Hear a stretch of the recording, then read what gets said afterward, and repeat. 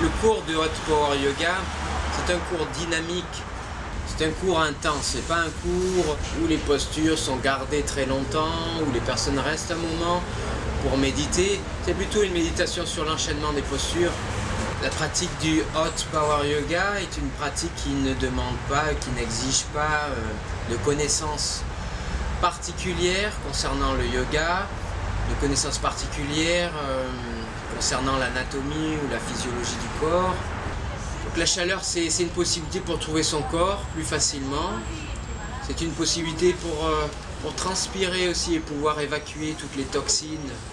Donc 1h30 d'étirement, d'enchaînement parfois assez dynamique, assez physique. C'est en fait nettoyer son corps, nettoyer sa tête.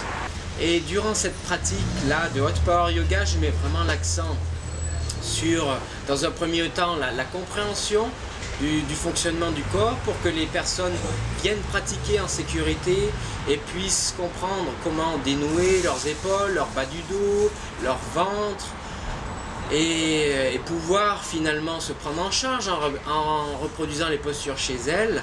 Et cette compréhension-là de la biomécanique du corps qui devient ensuite plus naturelle et plus instinctive, c'est vraiment l'alignement, la compréhension de l'alignement. Et dans la pratique du Hot Power Yoga, c'est un pilier important.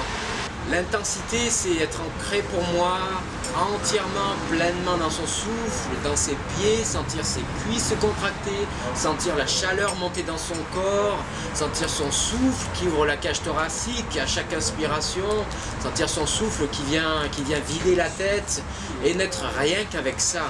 Et lâcher prise par rapport aux tensions dans la mâchoire, lâcher prise par rapport à toutes ces tensions avec lesquelles on vit, qu'on porte chaque jour en nous et dont on n'a aucune conscience.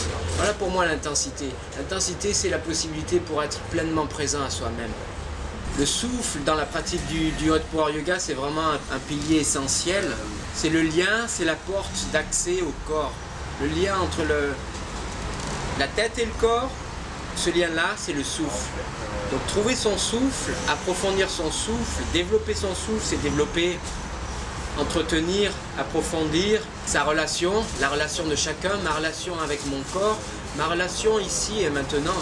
Être présent ici et maintenant, c'est être avec mon souffle.